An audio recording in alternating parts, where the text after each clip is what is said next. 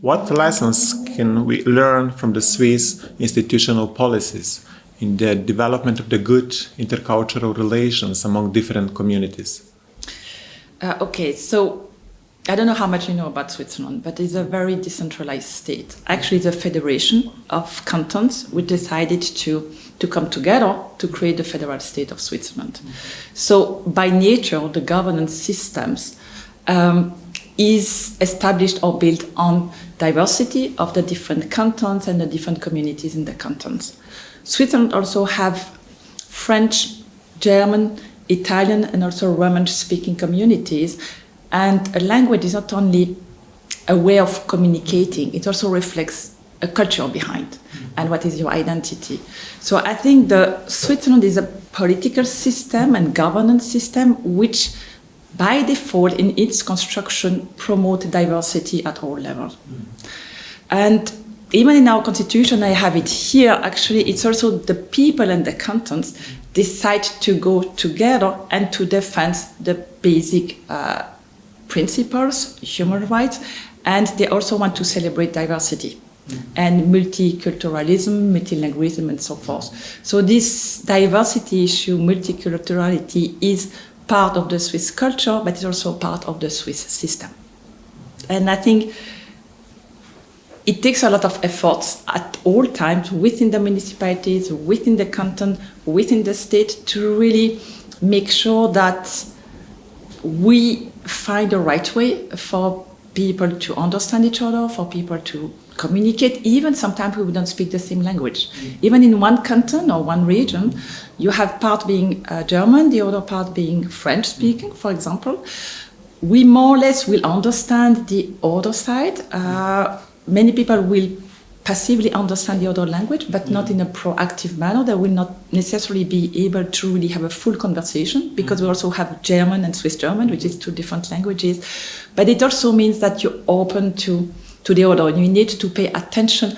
What is the message? What does he want to say or does she want to say? And also this opening or openness to really try to understand somebody who might not necessarily speak the same language as you, but who is Swiss and share a lot of values and is proud of being Swiss, is also part of the culture and the system. This is about the Swissness. So Swissness is unity, but in diversity, if I can make it very short. I don't know if this makes sense. Thank you. So, in the light of the North Macedonia, how important are the good relationships, neighborly relationships here, and what accomplishments and tasks are still ahead that North Macedonia needs to accomplish, let's say? Okay, I think for the relation with the neighbor countries, I will speak more about Switzerland than North Macedonia, but starting with Switzerland and then coming to North Macedonia. So Switzerland has many neighbors and many big neighbors. So we have France, Germany, Italy, Austria, and also Liechtenstein, which is a bit smaller. But we have big powers surrounding Switzerland. We are not part of the EU, but we know that for our prosperity, we need to develop good relations with our neighbors.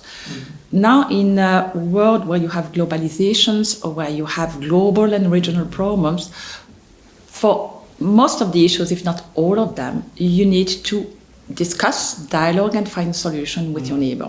If I think of the pandemic of COVID, I mean, we saw the isolation of each country didn't bring us very far, so we need to find solution together. If I think of water management, Switzerland is at the top of the Rhine and the Rhone, so also for water management, we need to have good relations with our neighbors. If I think of security and safety, that is the same. And of course, economic development, economic integration. So by default, nowadays, to have some prosperity, to be able to influence the world, you need to develop good relations with your neighbors and also to find ways to discuss channel of communication when we disagree on some topics. So we do practice this because we have many neighbors. Okay. In that sense, North Macedonia is the same. You also have many neighbors around you. So you also need to find a way to communicate and have good relationship with your neighbors. And such as Switzerland, you're a small or medium-sized country, and we know that economically, culturally, from a public health water, we need actually to find ways to work with our neighbors. So I think in any world regions now, in particular, when we share the values of democracy, there's no other way than developing good relationship with your neighbors. And when we disagree, especially strongly on some issues or on some problems, I will not take the problem here, but the problem, for example, of water, which is also a condition for agriculture, for economy, for health, and so forth. With climate change, this issue is becoming more and more important. Right. So, and the interest of different countries to really keep their first interest and then secondly of the neighbors is not working. You need to find compromise. So good relations for me means maintaining a dialogue, communication channels, to be able to negotiate and to find a compromise between our own interests as a country and the interests of the region and beyond. And I think there's no other way than developing those relations and those channels of communications. Thank you. So how important is it for society, let's say overall prosperity, to develop some kind of the self-criticism in the public discourse? Here, especially in the context of the Balkans, that addresses the nationalism and xenophobia? Self-criticism is important to progress as a person, as an institution, as a country, as a society. It also helps us to be stronger, to innovate, to find solutions, and not to remain where we were before. When we think that we are good, we have achieved a good result of what we want, and we stop there, by default is going to deteriorate because the environment, the world, the private sector continues to move. So being able to take some distance on what we do as a person, as an institution, as a society, or as a country, I think is a recipe for success and a recipe for innovation and a recipe for prosperity. It also helps when we are self-critical to anticipate what the others can think of us, because we have our own understanding on who we are, what we are, and how good we are. But the perception of other groups will never be the same. So the self and the external image of or perception of ourselves or our society is never the same.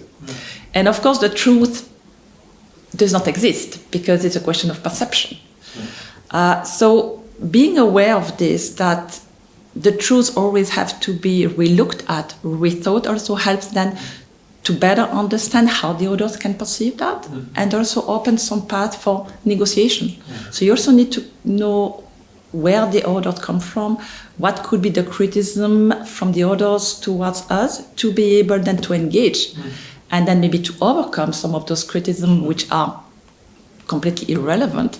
But sometimes you say, okay, maybe here there's something, so let's try to do even better. So self-criticism helps us then to open up with others and to negotiate with others, I feel.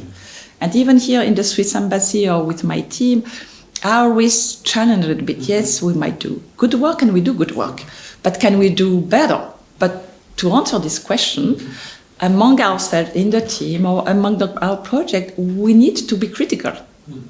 We should never think that something is written or graved in stone. We really need to say, okay, but what about this? And what do you think about this risk? And shouldn't we use this partner instead of that one? So those repetitive and constant questions have to come all the time. And that's how we learn together. That's how we adjust. And that's how we become agile, I feel, in the world in general and in our way of developing as a human being or a professional. Thank you. So Switzerland is not a part of the European Union, but it's a part of the European civilizational legacy. So according to you, what is the European values, most important European values, and what is the specificity of practicing these values in the Switzerland? The core or fundamental European values are the same as the Swiss values and they're same as the universal values. they are embedded in the European legal framework, in the European Human Rights Council, in the UN Charter, in the Swiss Constitution, and also in the Macedonian Constitution.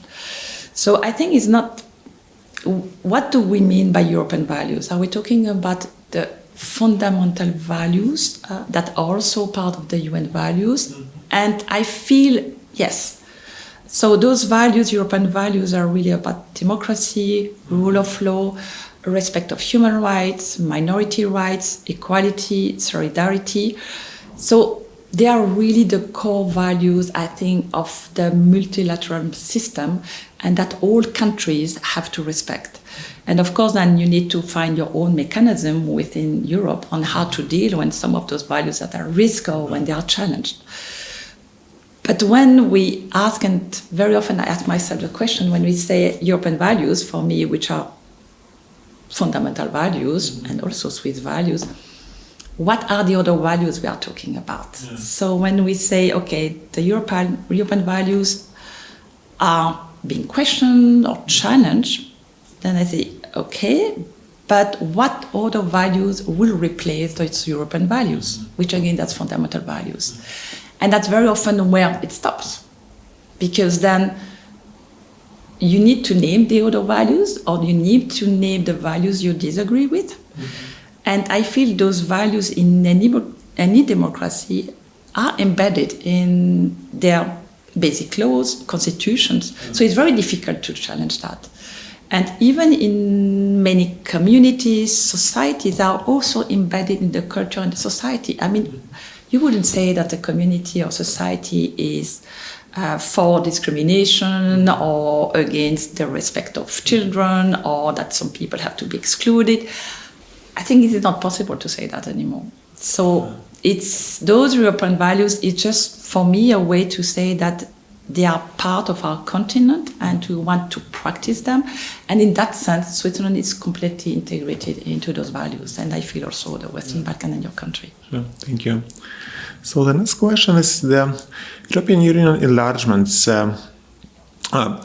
especially here into the Western Balkans and about the North Macedonia, is the process that benefits the Swiss Confederation? And if yes, in what way, for example, from this European Union enlargements benefits the Swiss Confederation? Well, I think we can link again this with a discussion we had before. Yeah. So European values, democratic values, respect of the human dignity are part of, for me, I mean, of this family of European countries of the continent, and of course beyond. But if we speak about this region in particular. So the enlargement policy of the EU, if they integrate more states and also the Western Balkans, would in a way means that we join forces politically, economically, on the basis of those European values. Mm-hmm. So it's enhanced the impact of those values from a symbolic point of view, but also from the mechanism to promote and protect them.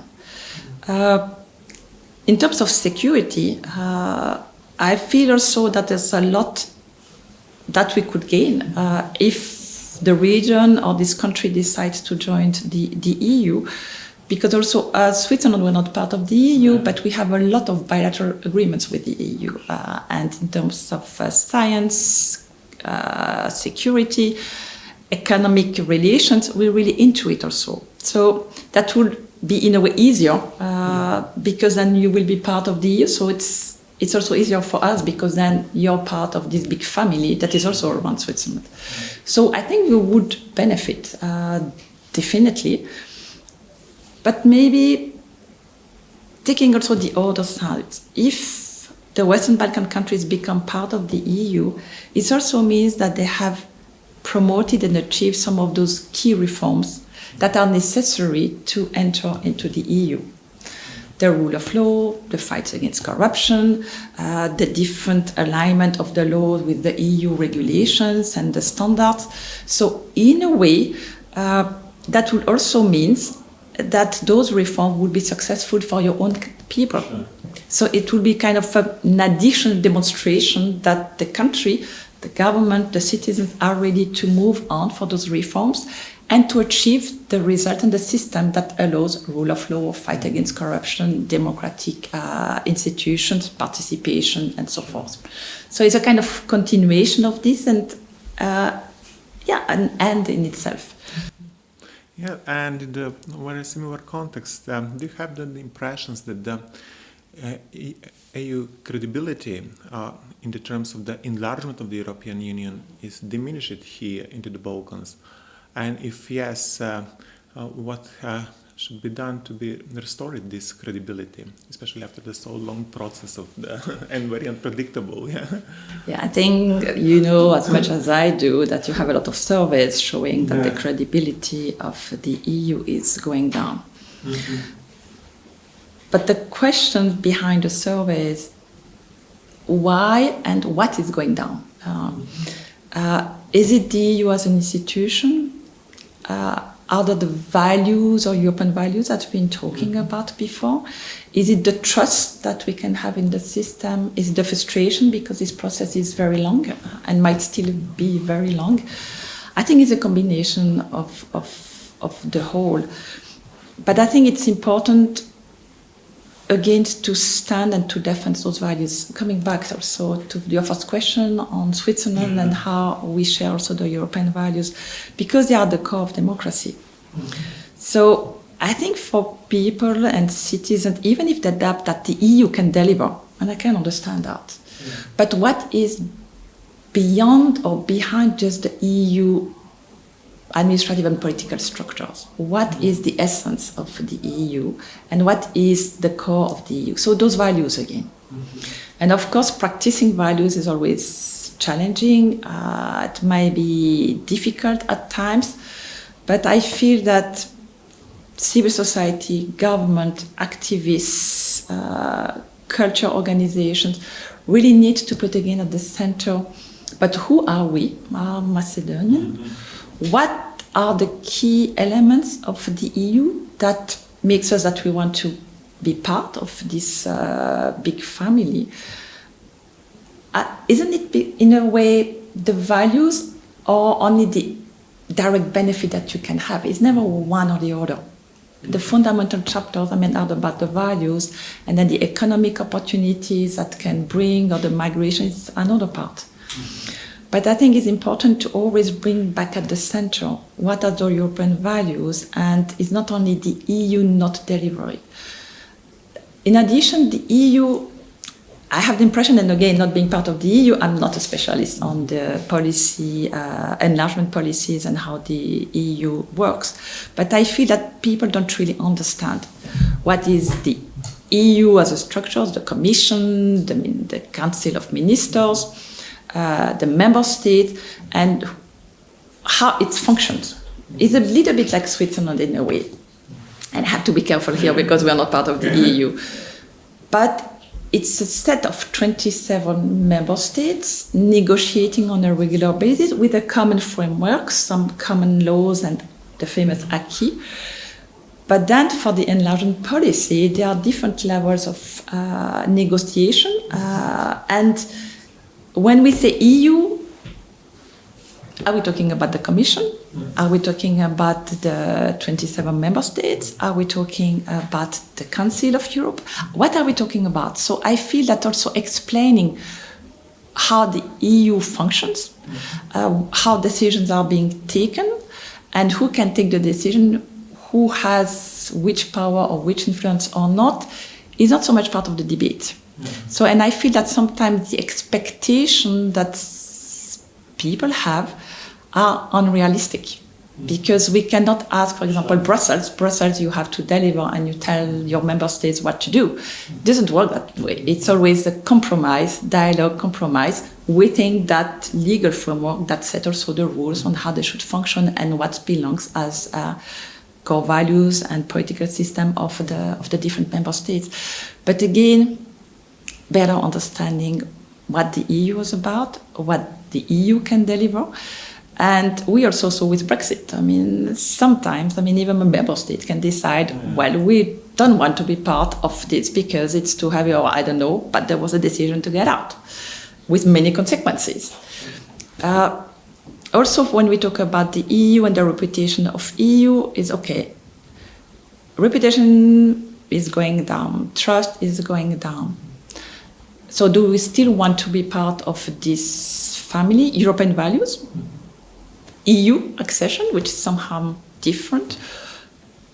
And if it's a no to the first question or the second one, then what then else? What is the alternative for us? Yeah. So if we don't believe in the EU, or if we believe that they cannot really act according to the common interest, what other choice do we have? What would be the alternative? And I think we need also to continue the discussion on that side, on what are the alternatives. I've been here only for a year and a few months. I understood from many actors I've been meeting, civil society, youth, professionals, private sector, government, that the EU accession is a kind of common vision. Mm-hmm.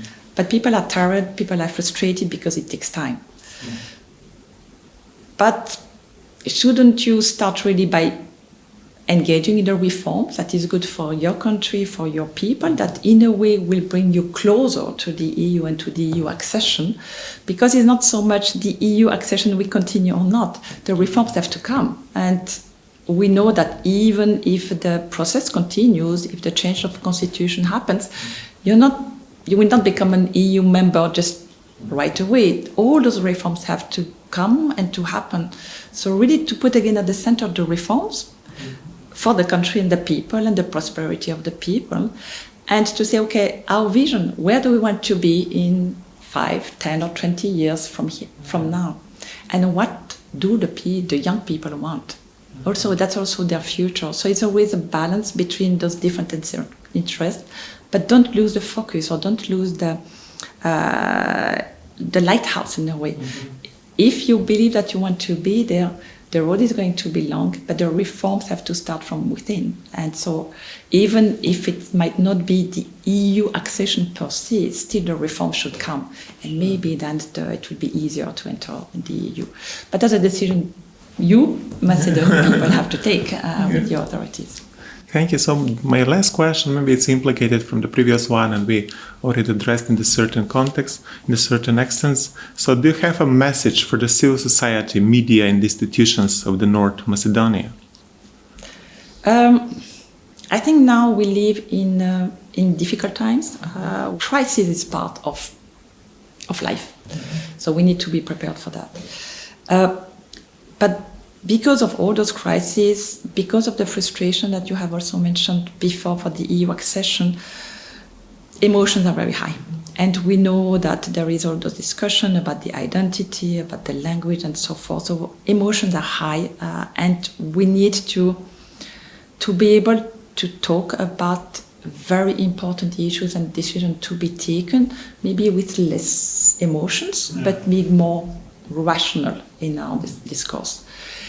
And maybe here, civil society, media can really play that role to really bring rational arguments in the discussion, to avoid going only on emotion and even what I could say sometimes populism, and to really think, if we look at the future, if we look at who we are, and we know who we are, nobody can challenge that in a way, because identity, I mean, I have my own identity, you have identity as a person and a citizen, and every country has its identity. So North Macedonia has a multicultural identity.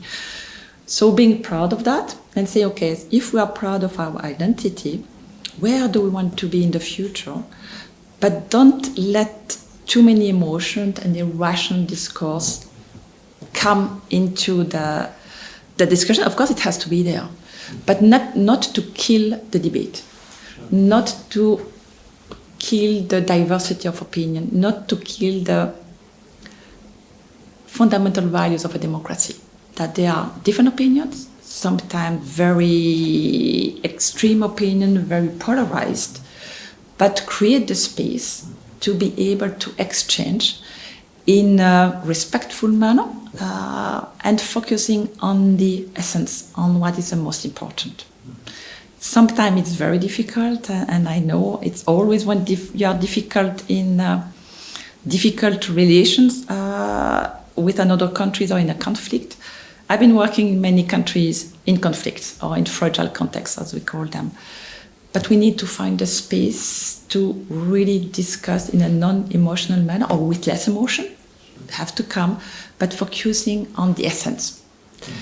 And to avoid falling into the trap of they are the bad guys, we are the good guys, being self-critical also, but to say it's never black and white.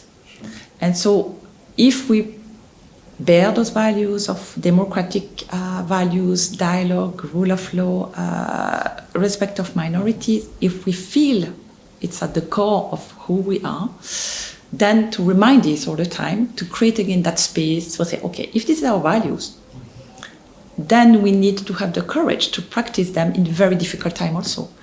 And those spaces by civil society, also the governments, institutions, needs to be created. And sometimes civil society can play a bigger role here. Maybe there's one more element, fake news. Fake news works with emotion.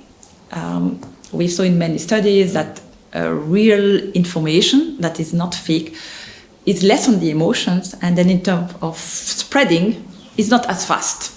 It's even, I think, 7 or 10 times slower. Fake news work always with emotions because you're like, oh my God, how is that possible? And ping, you want to share with everybody and it spread everywhere. And so checking also what is true, what is fake news, and talking about the fake news and explaining that is not true and coming back again with the reality or the truth behind. So finding a way also to give less space to those fake news and those promoting fake news because they want to increase emotions for different opinions not to be able to talk to each other. And once there is no more dialogue, then that's the worst you can have, because in a way you will lose. By default you will lose. And everywhere I've been in the world, the spoilers want this.